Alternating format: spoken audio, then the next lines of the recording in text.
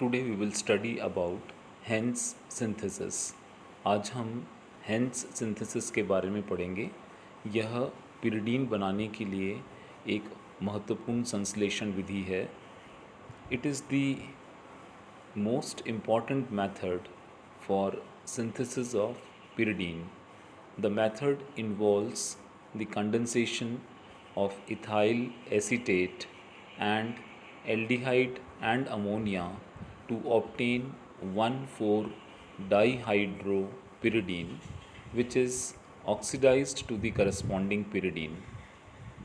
यह विधि पिरिडीन बनाने की एक महत्वपूर्ण विधि है जिसमें इथाइल एसीटो एसीटेट के दो मॉलिक्यूल को एल्डिहाइड और अमोनिया के साथ संघनित किया जाता है और सबसे पहले इससे 1,4-डाईहाइड्रोपिरिडीन प्राप्त होता है जिसे ऑक्सीकृत कर पिरिडीन बनाया जा सकता है।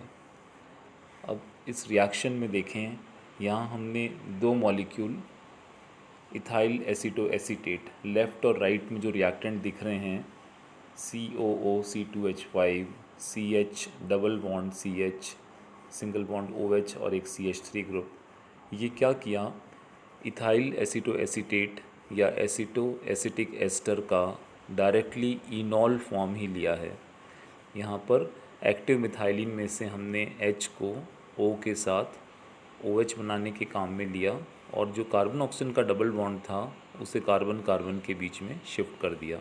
इस तरह से हमने इथाइल एसीटो एसीटेट या एसीटो एस्टिक एस्टर का इनोल फॉर्म टॉटोमराइज़ करने के बाद जो इनोल फॉर्म बनता है वही फॉर्म हमने स्टार्टिंग में ही लिख लिया है। दोनों तरफ देखें, दो मॉलिक्यूल इथाइल एसीटो एसीटेट है जिनके इनोल फॉर्म लिखे हुए हैं।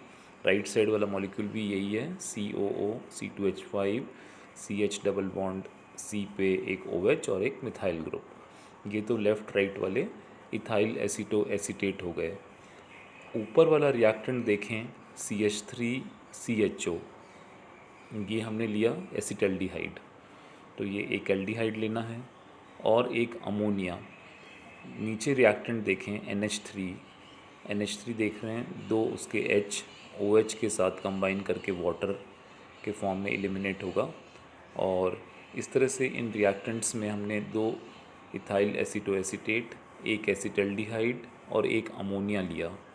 जो डॉटेड लाइन से ब्लॉक दिख रहे हैं उससे साफ पता लग रहा है कि इथाइल एसीटो एसीटेट के दोनों H एटम और एसिटल्डिहाइड का O इस तरह से वाटर के फॉर्म में एलिमिनेट होगा और जो एसिटल्डिहाइड का CH वाला कार्बन है उसका इन दोनों इथाइल एसीटो एसीटेट वाले कार्बनों के साथ बॉन्ड बन जाएगा। इसी तरह से इसमें नीचे देखें, जहां अमोनिया के H को इथाइल एसीटो एसीटेट के OH के साथ ब्लॉक में दिखाया गया है, दो वाटर मॉलिक्यूल वो भी एलिमिनेट हो जाएंगे और उस तरह से N का उन दोनों कार्बन के साथ बॉन्ड बन जाएगा। इस तरह से इस ओवरऑल कंडेंसेशन के अंदर 3 मॉलिक्यूल वाटर के एलिमिनेट हो रहे हैं। ये तीनों मॉलिक्यूल्स हमने डॉटेड स्क्वायर से दिखाए हुए हैं और इस तरह से 3 मॉलिक्यूल एलिमिनेट होने के बाद जो प्रोडक्ट बन रहा है वो प्रोडक्ट देखें, जहाँ CH था एसिटल्डिहाइड का, उसका इथाइल एसीटो एसीटेट के कार्बन के साथ बॉन्ड बन गया। जहाँ अमोनिया का NH है वो दोनों कार्बन के साथ बॉन्ड बना रहा है और लेफ़्ट और राइट साइड पे हमें दो डबल बॉन्ड भी दिख रहे हैं, लेकिन अभी ये पिरिडीन नहीं बना है ना। पिरिडीन में ऑल्टरनेटली 3 डबल बॉन्ड होते हैं और यहाँ पर केवल 2 ही बॉन्ड दिख रहे हैं, तो ये 1,4-डाईहाइड्रोपिरिडीन है। 1,4-डाईहाइड्रोपिरिडीन का मतलब 1 पोजीशन जो कि N है उसके ऊपर भी एक H है और इसी तरह से 4 पोजीशन जहाँ एक मिथाइल ग्रुप हमें दिख रहा है वहाँ भी एक H एटम प्रेजेंट है। अब हम इस 1,4-डाईहाइड्रोपिरिडीन का जब HNO3 के साथ ऑक्सीडेशन करेंगे तो 1,4 पोजीशन के H हटके इसमें ऑल्टरनेट डबल बॉन्ड्स बन जाएंगे और ये पिरिडीन डेरिवेटिव बन गया। इस तरह से ये प्रोडक्ट जो HNO3 के ऑक्सीडेशन के बाद हमें मिल रहा है ये पिरिडीन डेरिवेटिव है और इसमें आप देख रहे हैं कि एस्टर ग्रुप दिख रहे हैं हमें 3 और 5 पोजीशन पे, बाकी 2, 4 और 6 पे मिथाइल दिख रहा है, और जो ये न्यूक्लियस है वो पिरिडीन का है। अब यदि हम इसका हाइड्रोलाइसिस करें तो जो एस्टर ग्रुप हैं वो पहले कार्बोक्सिलिक एसिड और अल्कोहल में कन्वर्ट होंगे। तो इस तरह से 3 और 5 पोजीशन पे हाइड्रोलाइसिस करने पे कार्बोक्सिलिक ग्रुप डेवलप होगा और 2 इथेनॉल के मॉलिक्यूल हट जाएंगे।